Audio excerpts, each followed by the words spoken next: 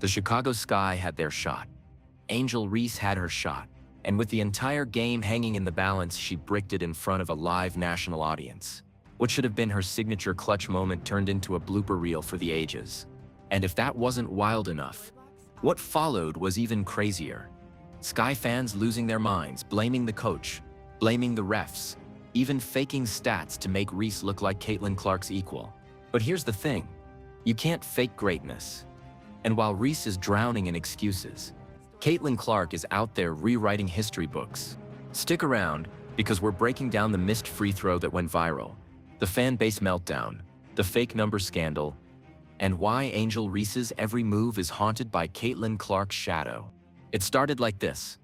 Chicago down late, the ball in Reese's hands, and the entire arena holding its breath. Make the free throw, and the Sky cut it to 1, giving themselves life. But Reese missed, and not just any miss. The kind that echoes in silence. The kind that makes broadcasters pause. The kind that lives forever in clips and memes. That one free throw became the moment everyone talked about. And instantly, instead of looking like the face of the league, Reese looked like the face of a blooper reel. Now here's where things went nuclear. Fans didn't say, she missed. No, they launched into a full-on blame campaign against head coach Tyler Marsh. According to them, it was his rotations, his play calls, his fault. But here's the catch. Reese herself asked if she should miss on purpose, and Marsh told her to make it. She simply didn't. Yet somehow, the narrative flipped. Marsh sabotaged her. Marsh cost the game. Marsh became public enemy number 1. It's the classic scapegoat play. And it wasn't just the free throw. Reese's whole late-game performance was a meltdown. Missed layups, bobbled possessions, turnovers that looked like TikTok bloopers. Even commentators couldn't hide their disbelief, comparing it to a parody sketch instead of professional basketball. Fans joked that her box score looked like a comedy script. Imagine being hyped as the Barbie of the league, and your clutch moments get turned into memes about Scooby-Doo and Butterfingers. That's where we are. Instead of admitting she folded under pressure, the excuse machine revved up. Teammates were blamed for not passing enough. Refs were accused of rigging the game. Some even said the league itself wanted Reese to fail so Caitlin Clark could shine. Think about that. Missed free throws, clunky footwork, shaky decisions. And the narrative became, it's a conspiracy, not accountability, not improvement, just excuses stacked higher. And here's where the shadow looms largest. Every single Angel Reese moment is instantly compared to Caitlin Clark. Clark drains logo threes. Reese bricks a layup. Clark sells out arenas. Reese's fans brag about fake sellouts with free tickets. Clark smashes real TV ratings. Reese's camp fudges numbers to make her look equal.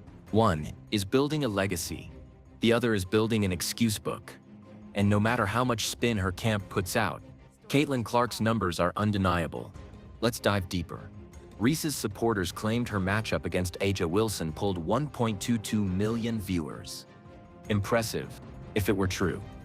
Turns out those numbers were recycled from last season and inflated by games that bled into Caitlin Clark broadcasts. Meanwhile, Clark doesn't need fake stats. Her games cause ESPN ratings to spike. Teams are moving games into NBA arenas just to handle demand. Jerseys sell out instantly. These are real receipts, not smoke and mirrors. Trying to compete with Clark using fake numbers is like bragging about winning a backyard race while she's running Olympic marathons. It's not even close. When fake stats didn't stick, fans spun the wheel again. Blamed teammates. Suddenly, role players were called out for not setting screens, not rebounding, not protecting Reese's brand. And when that didn't work, the refs were next. Every whistle was biased. Every call part of a grand conspiracy. According to her defenders, it wasn't Reese missing shots. It was the universe rigged against her. Then came the back injury. Reese was supposedly returning from a mysterious back issue, which became yet another excuse. But critics pointed out, if you're healthy enough to play, you're healthy enough to be held accountable. Nobody forced her onto the floor. And instead of focusing on wins, the Sky kept celebrating her double-doubles in losses, like they were participation trophies. Stats without results don't mean much when your record is under 500. Here's the harsh truth. Reese has hustle, size, and charisma.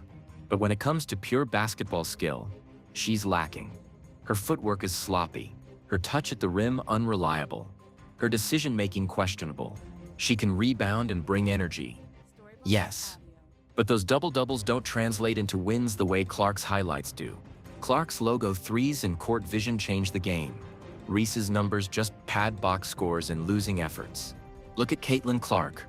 She didn't walk into a powerhouse franchise. She joined a struggling Indiana Fever squad and immediately turned them into contenders. She's hitting shots from the logo, breaking records, and elevating her teammates' confidence. Her impact is so massive that games are being moved to bigger arenas, and national broadcasters fight to air her matchups. That's real star power. And notice, her fans don't waste time blaming refs or faking numbers. They're too busy celebrating actual wins. Here's the problem with Reese. Her fan base has created a win-win narrative for her. If she plays well, she's the star. If she plays poorly, it's the coach's fault or the system's fault or the refs. It's like baking a cake that collapses in the oven and then blaming the oven, the recipe, and the flour instead of admitting you left it in too long. No matter what happens, Reese never takes the fall. And that makes the excuses louder than her game. This constant excuse-making is dragging her down. Instead of owning bad nights and coming back stronger, the narrative gets rewritten. Fake stats, fake comparisons, fake conspiracies. Meanwhile, Caitlin Clark doesn't need spin. Her game speaks for itself. Her highlights go viral because they're spectacular, not because her fans shout the loudest on Twitter. The truth is, stars don't need excuses.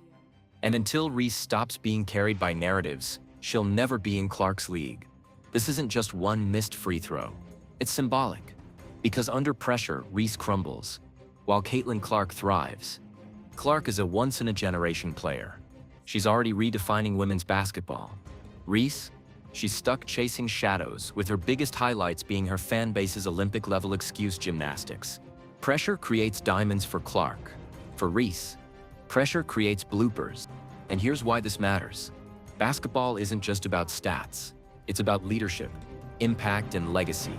Caitlin Clark is pulling the WNBA into the spotlight. She's bringing in new fans, filling arenas and smashing records. Angel Reese is making headlines, yes, but for the wrong reasons. Until she proves she can dominate in clutch moments, her brand will always feel inflated compared to Clark's reality. So at the end of the day, the scoreboard doesn't lie. The highlight reels don't lie.